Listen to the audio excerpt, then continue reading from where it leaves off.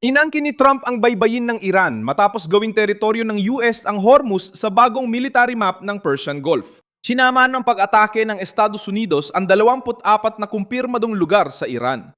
Sinasaklaw ng mga target ang mga pantalan sa baybayin at mga pasilidad na nuklear at militar sa loob ng bansa. Kitang-kita sa mapa na hindi ito limitadong pag-atake. Ang ganitong kalawak na saklaw ay nagbabago sa likas ng tunggalian. Inanunsyo ni Donald Trump na muling ipapatupad ng Washington ang blockade laban sa mga barkong konektado sa Iran. Aakuin ng pagprotekta sa kipot ng Hormuz at maniningil ng 20 sa mga kargamentong dadaan sa rutang sakop ng garantiya ng Amerika.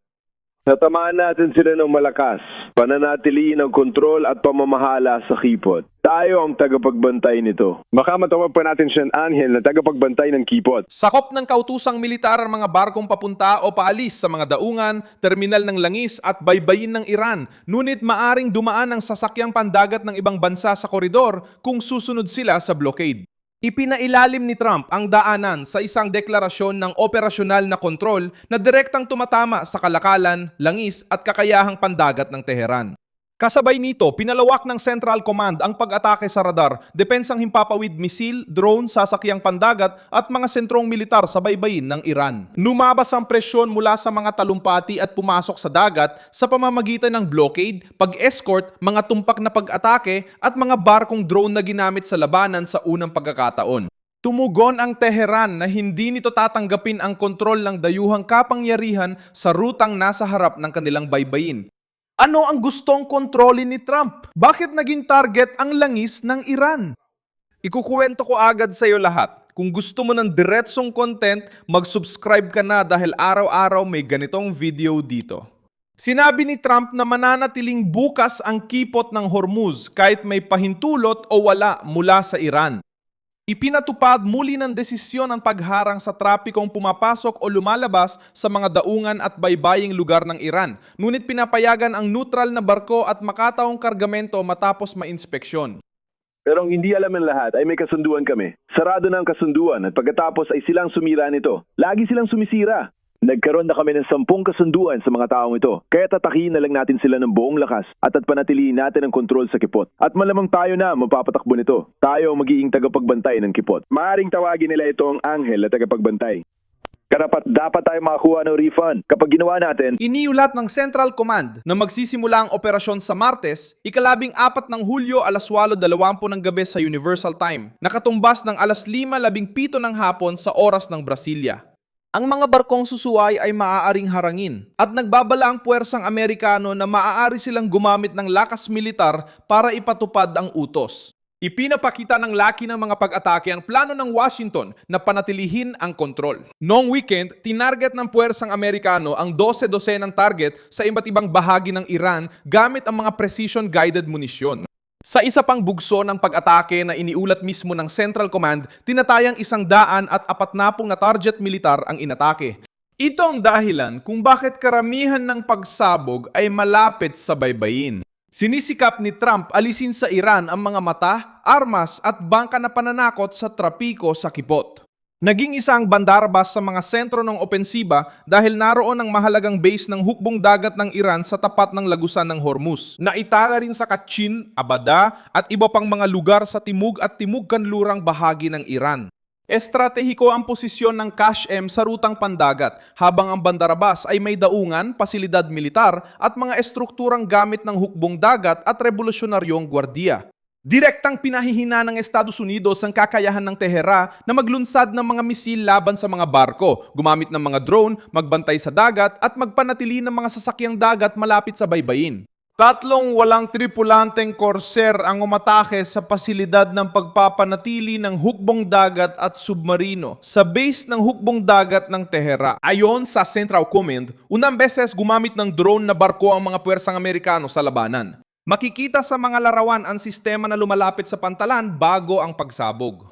Saklaw ng utos ng Amerika ang buong baybayin ng Iran, kabilang ang mga terminal ng langis at sinusubukang ihiwalay ang internasyonal na kalakalan mula sa hukbong dagat.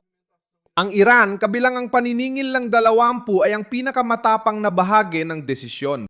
Gusto ni Trump na ang mga bansang gumagamit ng ruta ay magbayad para sa proteksyong ibinibigay ng US dahil hindi raw dapat solong sagutin ng Washington ang gastos sa militar.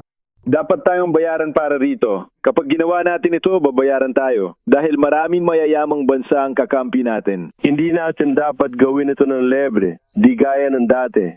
Mahigit 50 taon nating pinrotektahan ng kipot, pero wala tayong natanggap na bayad. Sila ang kumita ng pera. Tapos ang Estados Unidos ay naiwan na walang nakuha. Nakakagulat talaga, ayaw nila. Tayo ay hindi kailanman nakakuha. Tayo ang napoprotekta doon ng libre. Ngayon magpapatuloy tayo mapoprotekta at tikita ng malaking pera dahil dito. Gusto lang namin mabayaran para sa lahat ng ito sa paglalagay ng aming mga tao sa panganib. Hindi namin inilalagay sa panganib ang sinuman. Inililigtas namin sila. Tandaan, 52,000 nagpoprotesta na napatay nila hanggang ngayon. Ipinakilala ng presidente ang sarili bilang tagapangalaga ng kipot ng Hormuz at sinabing ang paniningil ay pambayad sa gasto sa seguridad.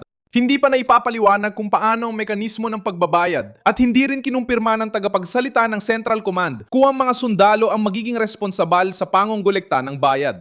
Ayon sa pandaigdigang organisasyong maritimo, walang legal na basihan ang sapilitang toll o bayad sa pagdaan sa internasyonal na kipot. Nag-react ang Iran nang may galit dahil nililimitahan ng hakbang na ito ang kanilang kalayaan na gamitin ang Hormuz bilang instrumento ng presyon. Ayon kay Ministro Abbas Araghchi, nananatiling tagapagbantay ng kipot ang Tehran at tinanggihan ng militar ng Iran ang papel ng Estados Unidos sa pamamahala ng daanan. Sumagot ang revolusyonaryong gwardya ng Iran sa pag-atake sa mga pasilidad ng Amerika at mga kaalyado nito sa Bahrain, Kuwait, Jordan at Oman. Iniulat ng Bahrain na na-intercept nila ang mga missile at drone ng Iran. Ipinapakita ng reaksyon na ang blockade ay hindi lang basta palitan ng pahayag. Ang ruta ay naging sentrong militar at pang-ekonomiya ng digmaan. Ipinahayag din ng White House na si Omran Aghili na tinutukoy bilang pinuno ng komunikasyon ng mga espesyal na operasyon sa lalawigan ng Khuzestan sa Iran ay namatay matapos tamaan ng mga missile ng Amerika ang paliparan ng Avaz.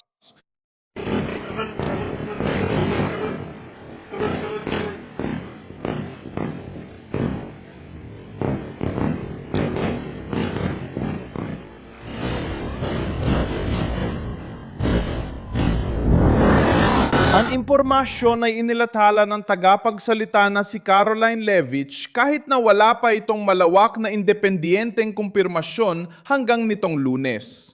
Matatagpuan sa timog kanluran ng Iran ang Avaz, malapit sa pangunahing rehiyon ng Langis at mahalagang paliparan nito sa galaw ng militar at lohistika. Naging matibay ang posisyon ni Trump matapos abisuhan ng intelihensya ukol sa posibleng planong Iranian na paslangin siya. Habang pauwi mula sa isang pagpupulong sa Turkey, hindi ginamit ng Pangulo ang bagong eroplanong pampanguluhan sa bahagi ng biyahe at sumakay siya sa lumang Air Force One. Batay sa ulat, ang pagpapalit ay inirekomenda para sa seguridad. Sisubukan na ang bagong kautusan sa Martes. Dapat inspeksyonin ng sentral na komando ang mga barko, ihiwalay ang makataong kargamento, eskortahan ang mga neutral na barko at pigilan ang pagpasok sa mga pantalan ng Iran nang hindi humihinto ang pandaigdigang kalakalan. Maaring subukan ng Tehran hamunin ito sa pamamagitan ng mga bagong pag-atake laban sa puwersang Amerikano sa rehiyon. Lahat ng barkong konektado sa Iran na susubok tumawid sa lugar ay magpapakita kung ang sinabi ni Trump ay bantalang sa politika o bagong patakarang militar sa baybayin ng Iran. Maraming salamat sa panonood ng video na ito hanggang dulo. Suportahan ninyo ang aming proyekto at mag-ambag sa pananalapi sa pamamagitan ng Pixkey na makikita sa inyong screen. Kami ay isang independiyenteng channel. Layunin naming magbigay ng tama at totoong impormasyon. Ang inyong ambag ay tumutulong sa amin na magpatuloy.